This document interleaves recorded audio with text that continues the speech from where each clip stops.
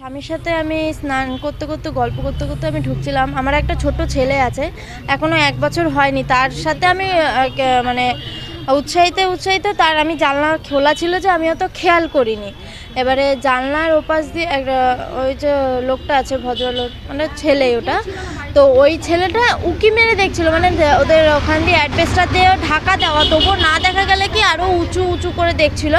এবারে সেটা আমরা দেখাতে আমার হাজবেন্ড সেও হ্যাঁ আমি তখন তেল মাখছিলাম গা হাত পায়ে, তখন চেঞ্জ করতে গিয়ে যে সেরম তেল মাখছিলাম।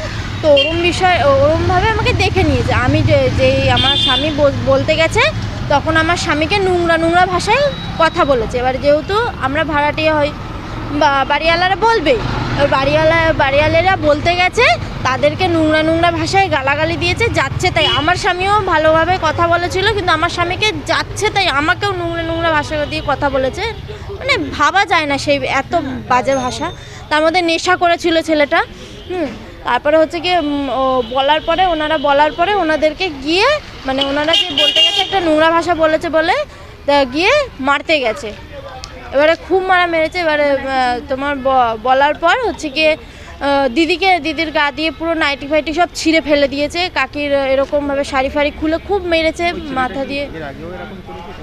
না, এরকম করেনি, বাট কিন্তু নেচারটা এরকম। আমরা যখন জামা কাপড় মেলতে যাবো না, আমাদের বাড়ির ওপাশটা দড়িটা জানলাটা ওখানটা ওদের পড়ছে, তো আমরা জামা কাপড় মেলতে গেলে ওদের যে জামা কাপড় মেলবো সে এমনভাবে দেখবে, ওখানে নেশাও করে, ওখানে বসে বসে আমাদেরকে দেখি নেশা করবে যে গাছটা এমন জায়গায় লাগানো যে ওখান দিয়ে তুলে ওরা নেশা করছে চোখের সামনে।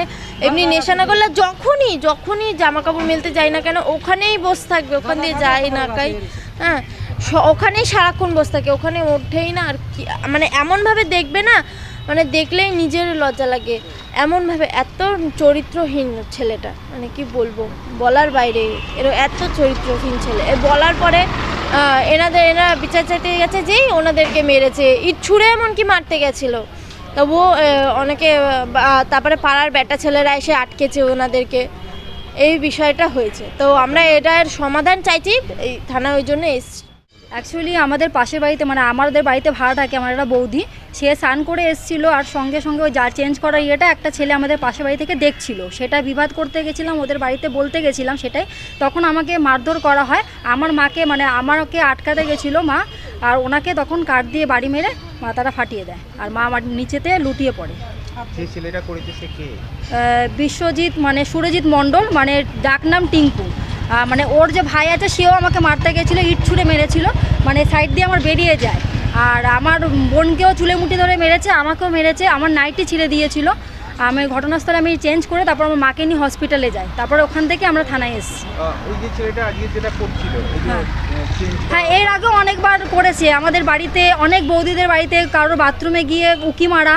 তারপরে প্রতিনিয়ত আমরা বলাতে কোনো কিছু এত কিছু হয় না, প্রতিনিয়ত দিনের পর দিন এই অত্যাচার বেড়ে যাচ্ছে। তার মধ্যে নেশা করতো, গাঁজা খায়, প্রতিনিয়ত বাড়ির বাইরে বসে এই জিনিসগুলো করতে থাকে। আমরা প্রতিনিয়ত অনেকেই বাড়িতে বাধা দিয়েছিলাম, তারপরেও সেই জিনিসগুলো শুনছিল না। আজকে এই জিনিসগুলো মানে দিনের পর দিন হতেই রাখছে। এবার আমাকে বৌদিদেরকে করছে, কারোর বাথরুমের চালে উঠে গিয়ে কারোর স্নান করা দেখছে, প্রতিনিয়ত এটা পাড়াতে বেড়েই যাচ্ছে। আর ওদেরকে কিছু বলতে গেলে ওর বাবা আর মা দুজনে মিলেই সাপোর্ট করছে ব্যাপারটাকে। ছেলেকে তো কিছু বলেই না, নেশা করে বেড়ায়, সারাক্ষণ ওখানে বসে গাঁজা খাবে, প্রতিনিয়ত এই নেশার জিনিসগুলো বেড়েই চলেছে। আর কোনো কিছু বলতে গেলে তারপর আমাদেরকে মানে উল্টোপাল্টা ছোট মেয়ে, আমার মাকে উল্টোপাল্টা কথা বলে যে তোর মেয়ে ছেলে তার জন্ম তো হয়নি, মানে ক্ষমতা হয়নি, তাই জন্য 4টে মেয়ে জন্ম দিয়েছিস, মানে আমার মাকে এইসব কথাবার্তা বলছে। গৃহবধূর স্নানের দৃশ্য দেখতে গিয়ে ধরা পড়ল এক যুবক। অভিযুক্ত যুবকের হাতেই আক্রান্ত গৃহবধূ। বাথরুমে স্নান করছিলেন এক গৃহবধূ। সেই দৃশ্য গোপনে দেখতে গিয়ে ধরা পড়ে যান প্রতিবেশী এক যুবক। এই ঘটনার প্রতিবাদ করায় গৃহবধূর ওপর হামলার অভিযোগ। উপস্থিত কয়েকজন মহিলা এই ঘটনার প্রতিবাদ করায় তাদের উপরেও হামলা চালায় বলে অভিযোগ। ঘটনায় মাথা ফাটে প্রতিবাদী এক মহিলার। এলাকার মহিলাদের অভিযোগ, অভিযুক্ত যুবক সুরজিৎ মণ্ডল ওরফে টিঙ্কু প্রায়ই নেশা করে বিভিন্ন বাড়ির বাথরুমে উকি মারে, অথবা উঁচু জায়গায় উঠে কেউ স্নান করলে তা দেখে। বারবার প্রতিবাদ করেও তার সুরাহা হয়নি। এদিন একযোগে বহু মহিলা প্রতিবাদ করলে কাঠ দিয়ে মেরে এক মহিলার মাথা ফাটিয়ে দেওয়া হয়। ঘটনাটি ঘটেছে নরেন্দ্রপুর থানা এলাকায়। থানায় অভিযোগ দায়ের করা হয়েছে। ঘটনার তদন্ত শুরু করেছে পুলিশ। পাশে বাড়ি একটা ছেলে বাটি ছিঁড়ে ফেলেছে। আমি বলতে গেছি, আমাকে চেলা কাঠ দিয়ে বাড়ি দিয়েছে, বা কাঠটা অর্ধেক নিচে পড়ে গেছে। তার পাশে বাড়ি একটা বউ পাতা দিয়ে মাথায় রাস্তা দিল, সেবে রাখলাম।